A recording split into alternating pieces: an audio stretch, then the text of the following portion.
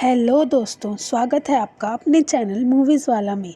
तो आज इस वीडियो में हम आपको जाट मूवी की फुल स्टोरी एक्सप्लेन करेंगे।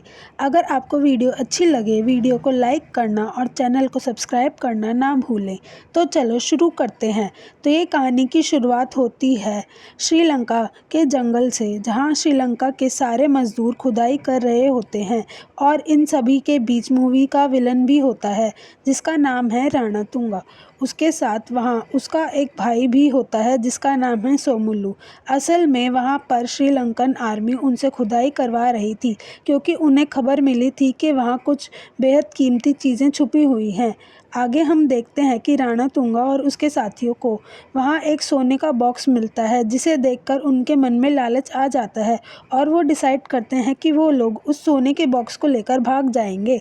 तो फिर ऐसा करने के लिए वो अपने आसपास के लोगों पर अटैक कर देते हैं और सबको मारकर वो सोने का बॉक्स उठाते हैं और शिप लेकर वहाँ से इंडिया में आंध्र प्रदेश आ जाते हैं और सबसे पहले उस सोने के बॉक्स को कहीं छुपा देते हैं। अब जब अगले सीन में कुछ दूर आगे बढ़ते हैं तो उन्हें एक एरिया का लोकल पुलिस ऑफिसर पकड़ लेता है।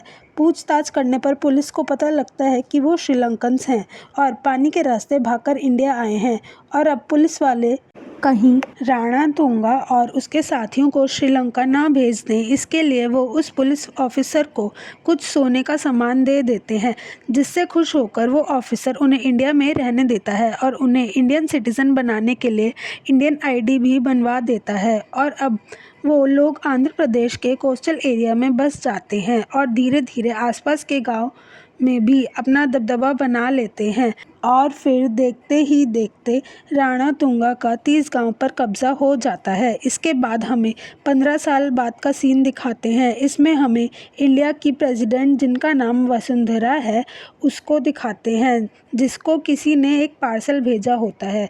जब वो पार्सल खोलती है उसे उसमें से एक लेटर मिलता है और कुछ कटे हुए अंगूठे भी मिलते हैं। वो लेटर एक 7-8 साल की बच्ची ने लिखा था, जो उस लेटर में अपने और अपने गांव वालों की लिए मदद मांग रही होती है कि वो जल्दी से जल्दी उसके गांव जाएं और उसे और उसके गांव वालों को मुसीबत से निकालें।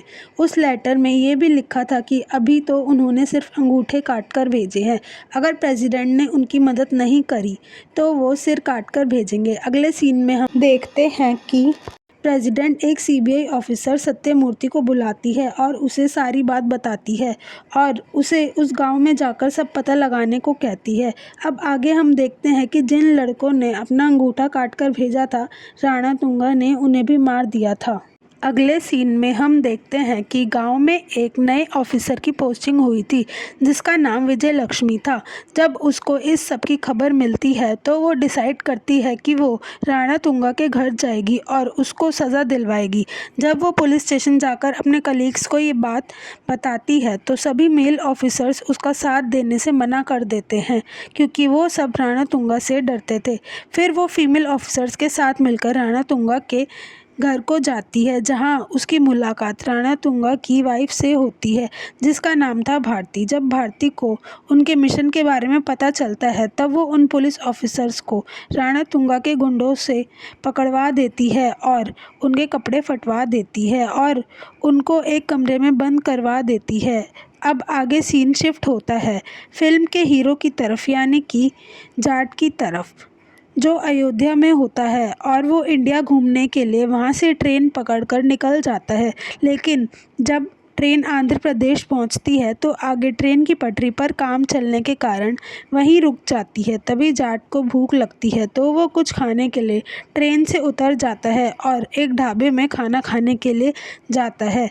वो वहाँ देखता है कि कुछ गुंडे लोग के साथ मारपीट कर रहे होते हैं। तभी उन गुंडों में से एक का हाथ लग जाता है और सन्नी देओल की इडली नीचे गिर जाती है। तब वो गुंडों से माफ़ी मांगने को कहता है, जिसे देखकर वो गुंडे हंसने लगते हैं और उसे वहाँ से चुपचाप जाने को कहते हैं, जिससे सन्नी देओल को बहुत गुस्सा आ जाता है और वो उनमें से एक गुंडे को चाटा मार देता है और फिर वहाँ उन गुंडों और जाट के बीच लड़ाई हो जाती है। तो एक गुंडा जाट को अपने बॉस, जिसका नाम राम सुमा रेड्डी था, उसकी धमकी देता है। जो जाट उनसे कहता है कि अब तेरा बॉस मुझसे सॉरी बोलेगा। जिसके बाद वो उन गुंडों को उन्हीं की गाड़ी में भरकर राम सुमा रेड्डी के घर जाता है। असल में राम सुमा रेड्डी एक पॉलिटिशियन था। जब जाट उसके घर पहुंचता है तो वो देखता है कि बहुत सारे पैसों को कहीं ले जाया जा रहा था। घर में घुसकर जब वो सब बात राम सुमा रेड्डी को बताता है तो उसे बहुत गुस्सा आता है।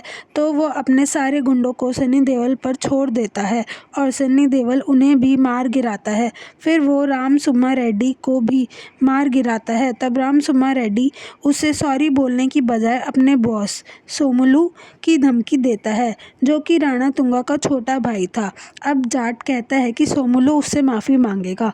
अब वो उन सब गुंडों को लेकर सोमुलू के पास जाता है। इस सीन में हम देखते हैं कि सोमुलू एक सरकारी ऑफिस में काम करा रहा होता है। सोमुलू उससे कहता है कि तू जानता नहीं है मेरा भाई कौन है। और अब जाट सोमुलू से कहता है कि तेरा भाई मुझसे माफ़ी मांगेगा। अब वो सोमुलू राम सुमा रेड्डी के साथ राणा तुंगा के पास जाता है और जब सोमुलू राणा तुंगा को यह सब बताता है तो राणा तुंगा उससे सॉरी बोल देता है। यह सुनकर जाट वहाँ से जाने लगता है। तभी उसे कई सारे ऑफिसर्स की फटी हुई वर्दी दिखाई देती है और ध्यान से देखने पर पता लगता है कि वो यूनिफॉर्म फीमेल ऑफिसर्स की थी। तभी राणा तुंगा जाट को वहाँ से जाने के लिए कहता है, लेकिन जाट उससे कहता है, मैं जब से यहाँ आया हूँ मैंने बहुत सी अजीब चीज़ें देखी हैं, जैसे सोमुलू का ज़बरदस्ती फेक पेपर्स बनवाना, राम सुमा रेड्डी के यहाँ पैसों के भरे बैग को यहाँ से वहाँ ले जाना और उसके घर पर फीमेल ऑफिसर्स की यूनिफॉर्म। तो उसे यकीन है कि वहाँ कुछ तो गड़बड़ है। इसके बाद वो राणा तुंगा के घर में खोजबीन करने लगता है। तभी उसे वहाँ एक कमरे में वो सारी फीमेल ऑफिसर्स मिल जाती हैं। जब जाट उन सबको वहाँ से ले जाने लगता है तो राणा तुंगा उससे कहता है कि तुम उन्हें ले जाना चाहते हो तो बेशक ले जाओ, लेकिन शाम तक तुम खुद मेरे पास आओगे और अपनी जान की भीख मांगोगे। लेकिन जाट उसकी बात को इग्नोर कर वहाँ से चला जाता है। अब अगले सीन में हम देखते हैं कि कुछ दूर चलते ही जाट पर हमला हो जाता है, जिस हमले के कारण एक लड़की बहुत ज़्यादा घायल हो जाती है, जिसका इलाज करने के लिए वो एक पास के गांव में जाते हैं। वहाँ वो देखते हैं कि उस गांव में तो कोई भी था ही नहीं सिवाय एक बूढ़ी अम्मा के, जो उस लड़की के लिए पानी लाती है, लेकिन वो लड़की पानी पीने से पहले ही मर जाती है। फिर वो विजय लक्ष्मी से पूछता है कि यह सब यहाँ क्या हो रहा है और वो राणा तुंगा के को अरेस्ट करने क्यों गई थी। तब वो उसे सारी बात बताती है कि राणा तुंगा वहाँ का एक गुंडा था, जिसके आसपास के 30 गांवों पर राज था और वो कुछ समय से वहाँ के बहुत सारे लोगों को मारने लगा था। इसलिए मैं उसे वहाँ अरेस्ट करने गई थी, जहाँ उसकी वाइफ ने हमारे साथ बहुत से गलत काम कराए।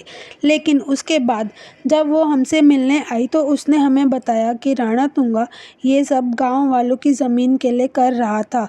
असल में ये कहानी शुरू हुई थी स्विट्ज़रलैंड के एक शहर से, जहाँ का एक बिजनेसमैन था आंध्र प्रदेश के लोकल मिनिस्टर को ये बताता है कि वो एक न्यूक्लियर बॉम्ब के प्रोजेक्ट पर काम करता है, जिसको बनाने के लिए यूरेनियम का यूज़ होता है, लेकिन वो पूरी दुनिया में बहुत ही रेयर है।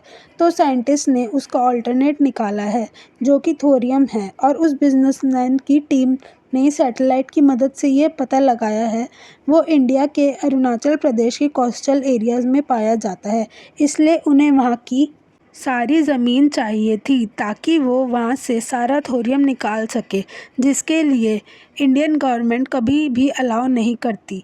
इसलिए वो चाहता था कि वहाँ के लोकल मिनिस्टर इसमें उसकी मदद करें, जिसके बदले वह उन्हें मुँह मांगी कीमत देने को तैयार था, जिसे सुनकर वो मिनिस्टर मान जाता है और यह काम 25,000 करोड़ के लिए राणा तुंगा को सौंप देता है। और ऐसा करने के लिए राणा तुंगा वहाँ के लोगों को डराता धमकाता था, लेकिन जो उसकी बात नहीं मानता था वो या तो उसे जबरन अंगूठा लगवा लेता था या उसे जान से मारकर ज़मीन के फेक पेपर्स बनवा लेता था। अब हमें यह भी पता लगता है कि जिस बच्ची ने लेटर लिखा था वो भी इनमें से किसी गांव की थी। यह सब जानकर जाट कसम खाता है कि वो इन गांव वालों की रक्षा करेगा। इसके बाद जाट पुलिस स्टेशन जाकर कंप्लेंट फाइल कराता है, लेकिन पुलिस स्टेशन में जब वो सोमुलू और राणा तुंगा का नाम लेता है तो पुलिस वाला शॉक हो जाता है और सोमुलू को फ़ोन करता है और जाट के बारे में बताता है। तब सोमुलू उसे जाट को वहीं पकड़कर रखने को कहता है और फिर सोमुलू पुलिस स्टेशन आता है और अपने गुंडों के साथ मिलकर जाट को मरवाने की कोशिश करता है। तो जाट गुस्से में राणा तुंगा के साथियों और सोमुलू को मार देता है। जब राणा तुंगा को ये सब पता चलता है तो वो डिसाइड करता है कि वो जाट को मार देगा। अगले सीन में हमें यह पता चलता है कि सत्यमूर्ति आंध्र प्रदेश पहुंच गया था और वह राणा तुंगा की सारी डिटेल्स इकट्ठी कर सीबीआई हेडक्वार्टर भेज देता है। और फिर सीबीआई इंटेलिजेंस से सत्यमूर्ति को पता चलता है कि राणा तुंगा एक श्रीलंकन है और वो वहां पर एक टेररिस्ट ग्रुप का कमांडर था। जब उसके ग्रुप वालों ने उसे निकाल दिया तो वो भागकर इंडिया आ गया और एक करप्ट ऑफिसर की मदद से फेक इंडियन आईडी बनवा ली थी। यह सब जानकर सत्यमूर्ति राणा तुंगा को पकड़ने के लिए मिलिट्री हेडक्वार्टर फ़ोन करता है, जिसे पकड़ने के लिए जाट जिसका असली नाम ब्रिगेडियर बलदेव प्रताप सिंह था उसको असाइन किया जाता है, जो कि स्पेशल फोर्स का एक खास ऑफिसर था। अब हम आगे देखते हैं कि जाट को राणा तुंगा को पकड़ने के लिए हेडक्वार्टर से भी ऑर्डर मिल जाते हैं। उसी समय हम दूसरी साइड राणा तुंगा को देखते हैं, जिसने एक गांव के लोगों को पकड़ लिया था, जिन्हें वह एक एक करके ज़मीन के लिए मार रहा था। इतने में वहां जाट पहुंच जाता है और फिर एंड फाइट होती है, जिसमें जाट राणा तुंगा को हरा देता है और गांव वाले उसे जंजीर से लटकाकर मार देते हैं और मूवी यहीं एंड हो जाती है। तो गाइस, कैसी लगी आपको हमारी ये मूवी की स्टोरी? प्लीज़ कमेंट कर ज़रूर बताएं और अगर वीडियो पसंद आई हो तो वीडियो को लाइक और चैनल को सब्सक्राइब करना ना भूलें और साथ ही अपना कमेंट में सजेशन दें आपको नेक्स्ट वीडियो किस टॉपिक पर चाहिए।